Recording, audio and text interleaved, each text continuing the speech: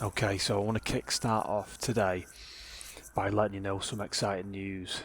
So, um, I put in for a team for the Dragon Boat race that's going to be held at Manchester Media City on the 8th of June. Now, I've never done this before, so the boat race essentially, it's part of a tradition, and it's paddling. So there'll be there's almost single rows of people, so someone on the left hand side, someone on the right hand side, and you'll be paddling. I don't know what that is. That's my paddle. So the Dragon Boat race, how it came about was I literally got this email through saying that they're looking to put a team together as part of New Jackson, where I live in Manchester. And I thought, do you know what? Let's go for it. I've never done anything like that. I've never done rowing before, and I've certainly never done a team building exercise which is based on rowing. So, you know what? As soon as I saw that email coming through, I think I was having some lunch at the time, and it just came through, and I thought, do you know what? I'll put my name in the hat, and I'll give it a go. So that's why I've introduced rowing into my challenge, because I thought I need to get used to that movement. Now, the rowing that I'm doing, so here we go with my hands again. The rowing that I'm doing, essentially, it's the rower, the indoor rower. So the Technogym rower is what I'm currently using. You may be familiar with the Concept 2 rower, but essentially that's what I'm doing at the moment.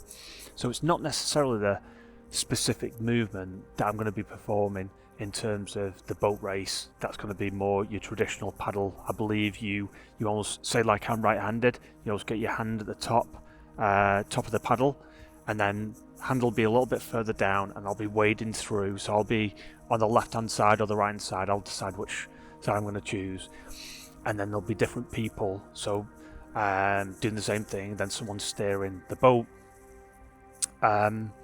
Team sports is something that I did when I was at school. So I was on like the school football team. Really enjoyed that. I was a defender. But in terms of team sports, it's not something that I've done throughout my life. I've typically always done solo challenges, solo pursuits. I don't know why it is. I think I just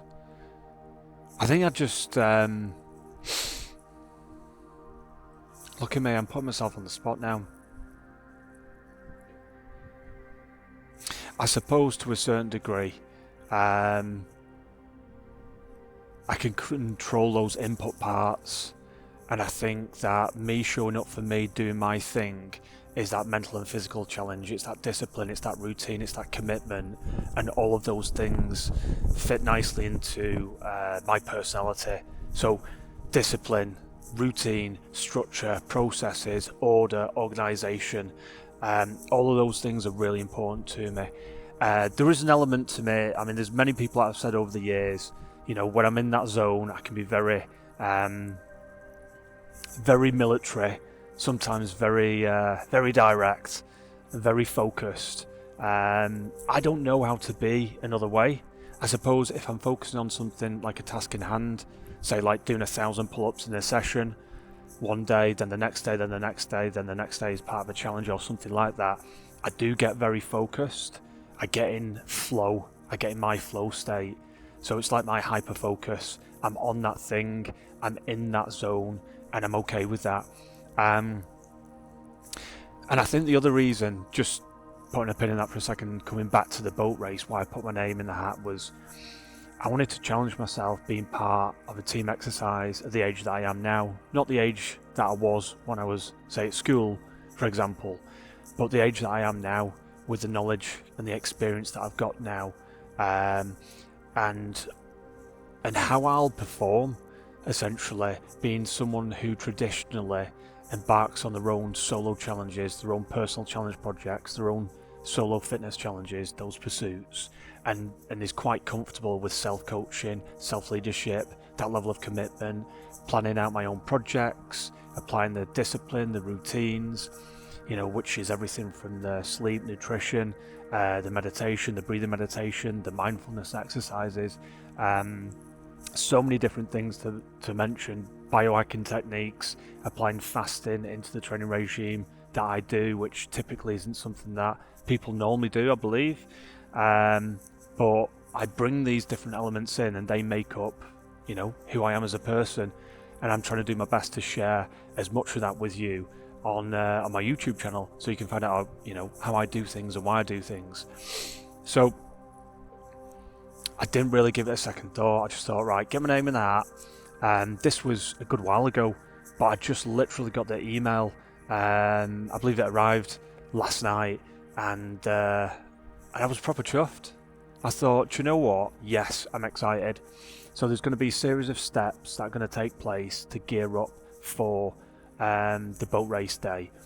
I'll need to know what those look like, because I'm going to have to incorporate those into my existing fitness challenges, whatever I decide to build out along the way. But I am excited to meet different people. So there's going to be a team there, and I believe that there's going to be somebody that is going to be leading the team. I believe this person is involved in fitness in some capacity, so that'd be really nice. It's always nice to meet someone who's like-minded. I don't know much about them just yet, I'll be honest, but I'm going to find out more about them and find out, what that looks like. But I think it's a great thing for the community. So just in case you don't know, so New Jackson is a really, really new part of Manchester city centre, and it's just off Deansgate, it's around Deansgate Castlefield, and it's known as the skyscraper district. So it's like the gateway to the south, gateway to South Manchester, and it's it's growing. We've got towers here. I think there's about seven towers so far. You can see a few of them in the distance just behind me, and there's going to be more towers that are going to be built, and it is an amazing community of people around here. Honestly, I personally never experienced anything like it. So to live in this environment, to live here, and also to be part of a community, and to get involved in team building exercises like this, it's very unique. It's very different. It's a different way of living. And I think having that eclectic mix, that diverse mix of different people doing different things, different cultures, different backgrounds, different work ethics, different disciplines, all that sort of stuff, it is very, very exciting. So even just talking about it now, I am excited. So I'll let you know more as I know about the next steps for the boat race. So when I got that through, I was excited. But that is why I introduced the rowing, because I just wanted to get used to a different type of training regime for me. So that brings me on to today's session. So 250 pull-ups today with a 10 kilogram weight. So the elbow thing, I'll talk to you about this injury that I've had, which has been really prolonged, and something that I did an hour before I'm talking to you right now, and I almost didn't do it. And at the time when I was doing it, I thought, what happens if this goes wrong? So the elbow here, so the end point of the elbow here, I felt like there's almost like a build-up of air, like it needs cracking, like my bones need cracking, so to speak, in that point. I know that sounds rather niche, but you know that bit when you just feel like you need to just crack your back, crack your bones, that type of thing. It's not necessarily a bad thing. That can be air pockets that have built up, so you're breaking those out and moving them around. It's like when you have a massage. The masseuse will, possibly do a deep tissue massage, move around the blood flow around your muscles, get the oxygen moving around, and things will start to maneuver around essentially. So with the elbow, a bit like other joints that I focus on when I'm doing stretch work, it's been really niggling me. And on the inside here, when I've been doing the pull-ups, anything up to say 75 pull-ups, it's felt like it's been quite inflamed, and it's possible that one of the tendons and some of the ligaments and the smaller muscle groups, there could be some inflammation there. However, it does feel like this elbow, like I've needed to crack it.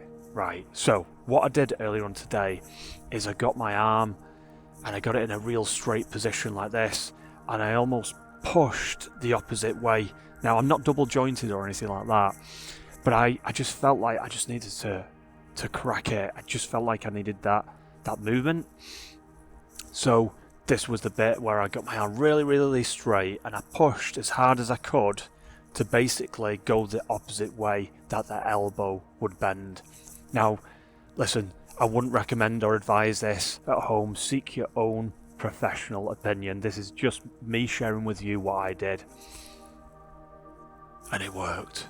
Listen, there was this moment when it went pop, or it went crack. You know, like when you crack your fingers or something like that. It was one of those cracks. Or if you've ever seen anything on social media where you've got somebody just cracking bones or something like that, it just went. It just popped. It cracked, and I felt that little release. So it does feel better. It does feel better. It's only been an hour, and I've not applied any pressure to it since. I was really nervous about doing something because I thought, listen, what happens if I push it and I break my own arm? That won't be good. No, I think fortunately I was very connected to that mind-body connection and just really thinking about what I was doing. So I applied that pressure in the right spot. I will let you know how I get on with that. But it's going to be 250 pull-ups with a 10 kilogram weight. And it's going to be 250 rings dips with a 10 kilogram weight. Now, yesterday, if you remember, I didn't quite get the 5 reps max for the pull-ups. It was 4 reps max in the remaining block of yesterday's session.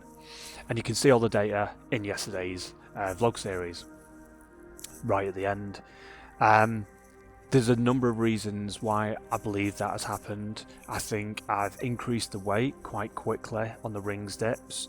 I think that my training every single day is building up, and my body is I'm essentially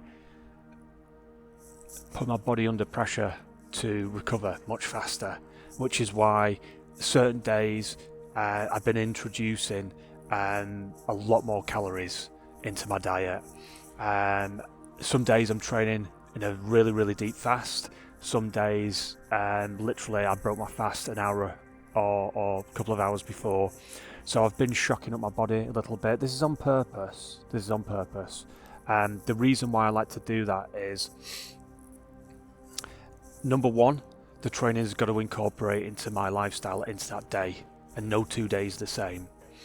Number two, shocking up my body, changing up the calories, the nutrition, all that sort of stuff is part of my continual personal development. It's something that I've done over a process of years, and I like to do it. Intermittent fasting or fasting is something that I incorporate into my lifestyle, and I've been doing that now since June 2015. And what I don't do is I don't systematically say, right, I'm going to start fasting at, say, 8 p.m. and start eating at 12 p.m. the next day as a traditional, say, 16-hour fast. I don't do my fasting in that form of specificity. What I like to do is rolling intermittent fasting or rolling fasting. So literally what I do is I will say, stop consuming my calories or stop eating at a certain time, whatever that time may be. It could be 9:30 at night. It really doesn't, it depends on what's going on that day, should we say. So like, for example, last night I was eating out, and it just so happened that it was about 9 o'clock when we were at the place where we were, and I stopped eating. That's just how it was. So once I stop eating, when I break my fast the next day, that will also fit into my lifestyle, because it depends on what I've got going on that day. And sometimes it can be a nice big fast. It could be like 22 hours, something like that, and then I'll train within that big deep fast, and it's amazing. I can have some incredible experiences, and I can feel super strong. So I definitely want to dispel any myths around feeling weak while training fasted. Obviously, there's more context to that. I think if you're not used to fasting or intermittent fasting in your diet, and then all of a sudden you do that and try and train in another way, your body will respond in its own natural way. So I think it's very unique to every single individual, which is why I would always recommend the individual to seek their own advice, forge their own path, like what I'm doing. But I'm just sharing with you my experience.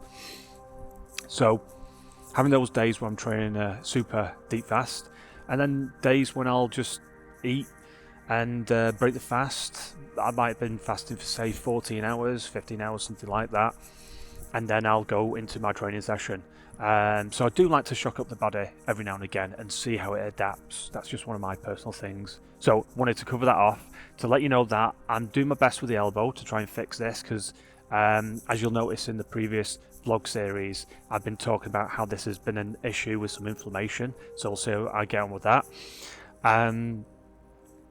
And the indoor rowing wasn't great yesterday. I think I got inside my head, if I'm absolutely honest with you. I think I was doing too much thinking about what was going on with the pull-ups while I was doing it.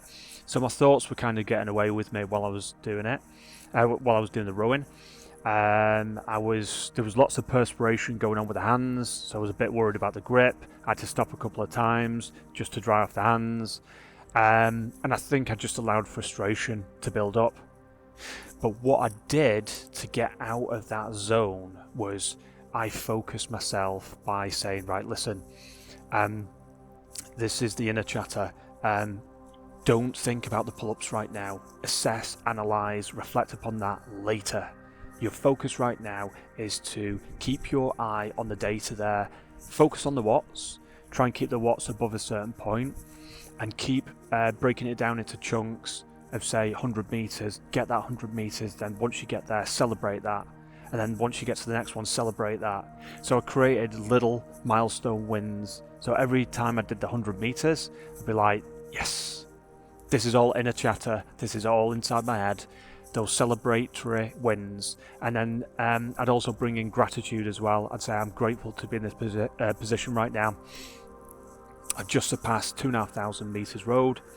Let's keep going, doing really, really well. So it's that inner self-talk, and the good thing with that is it brings me into the present moment. So I will every now and again implement what I was talking about in previous videos, which is closing my eyes and focusing on my breath work while doing the indoor rowing. But also I found by looking at the data that can help motivate as well, because I can see that those numbers are building up. So the meters, I'm getting one step closer to the 5,000 meters. And also I want to understand a bit more about the watts in the bottom right hand corner of the screen. You'll see at the end of this video and try and get some rhythm going on. I would definitely say I've got a newfound love for indoor rowing. It looks super simple, and I suppose to a certain degree, why wouldn't it be simple? You just get on the row and you start rowing and you find your own flow. But I think it's like anything. It's you find your own way, you find your own ingredients which make up your recipe. You know, if you're a runner, you could just say put on some running shoes and run, but I'm sure a seasoned athlete, a seasoned runner, a seasoned endurance runner will talk about what they do, how they do the stretch work beforehand, how they go at pace, what their stride's like. They'll use terminology and they'll talk to you about what that's like from their own shared knowledge and experience. And it's a bit like with the indoor rowing. I didn't know what I know now when I started the challenge, March's challenge, and I know more now as I'm progressing along the journey. I'm learning more about rhythm and the strokes and the pulls and all that sort of stuff. So I'm by no means an expert, but what I'm doing is I'm consistently showing up for this challenge, and my body is adapting to it. And the mindset, I'm learning more about it. So I'm training my mind. I'm rewiring, training my mind to be able to focus on a completely new exercise, to create little incremental steps along the way, little milestones, little wins, so I can celebrate them and continually improve my performance. Right, here's the moment of truth. Let's find out how the elbow feels now. Right, let's get some dead hangers in there. Okay, I'm smiling because that's interesting. Okay, there's not any imminent pain, whereas for the last, say, couple of weeks or so, when I'd come in and just hang like this, I would feel it in that elbow. I'm just going to come off slowly. Okay, that is really interesting. Right, I'm excited. Let's weight up, let's get the weight on, let's get the first 5 pull-ups in together. Okay. So, I've got the weight, the 10 kg weight. First 5 in, come on.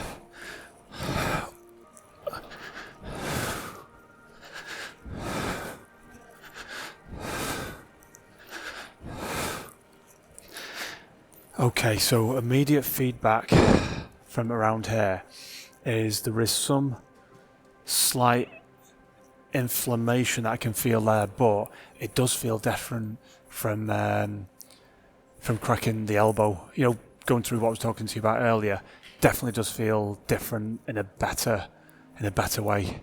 So I'm looking forward to chunking these pull-ups away. So I've got 245 left to go. Let's get on it.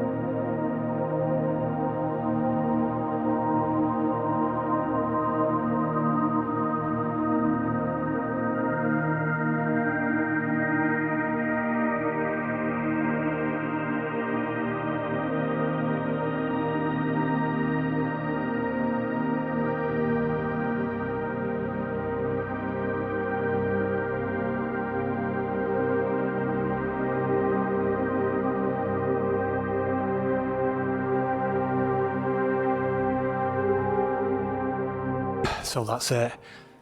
250 weighted pull-ups with a 10 kilogram weight, but you know what? 5 reps max, all the way straight through. Feel absolutely amazing, honestly. I need to get one of those rings dips now, so I'm going to keep that momentum going, keep that high energy frequency going, but I am so chuffed. Right, let's get one of the rings dips. Just an update for you. I get asked on how I'm holding the plate in between my legs. I've covered this off in some videos, but just in case it's the first video that you're watching, my personal preference is to keep it like this and just gently hold it in between the thighs when I'm doing the pull-ups. Not too much, so I like to sort of give a little bit of wiggle room, but not so much that the momentum gets going too much and the momentum from the swing knocks my pull-ups out of sync. I did try it like that initially. It's just not favoured by me. I felt like by having it like this, it was okay for a little bit, but in terms of large volumes, this was my preference. Okay, so onto the rings. I just noticed that there. That's the Joby leg. It's a nice little pointing stick. So yeah, onto the ring dips. Got them set up now. So just to show you on here, literally I start off by getting them very narrow. So I get it almost so it's head width wise, because the truth is once I get on the ring dips, they will start to separate out. I've covered this off in previous vlog videos, but yeah, that's how I like to start out, have it nice and narrow at the top, and then basically my shoulders will get in there and then it'll start to splay apart, but I keep the straps and the rings tight and close to the body, which is really important to keep that level of form where it needs to be. Okay, that's it. 250 rings dips with the 10 kilogram weight, straight through, straight through, 5 reps max per set. Amazing session. Had some awesome conversations. It's been super, well, it is still super busy in here today, people doing their own thing, so it's the latest session for me today. I'm loving it. Vibes are strong in here and I'm ready for indoor rowing. Okay, it's time to add in the electrolytes. So I'm gonna pop in probably about my usual gram, give or take. There's quite a bit in there. There's probably about 3 grams in there. So I kind of guesstimate it. Yeah, that should do it. And then I'll top that up. So this bottle measures at 600 ml. I'll top this up now, give it a good shake, and drink the 600 ml. And then I'll get straight on with the rowing.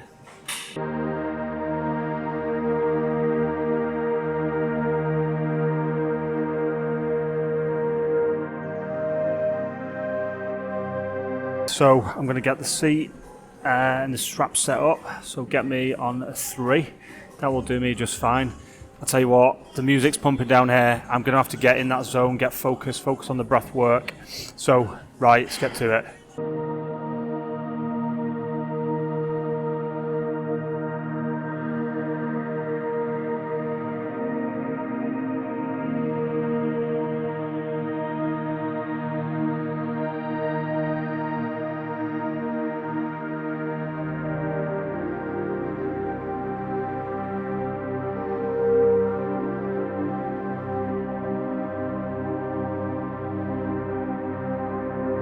Okay, I'll keep this one brief because I am ready to eat and break my fast. But basically, amazing session today. I've got this rhythm in play at the moment, so I'm not focusing on the watts in the bottom right hand corner. I'm focusing on the seconds. So every 3 seconds, pull. Every 3 seconds, pull. Every 3 seconds, pull.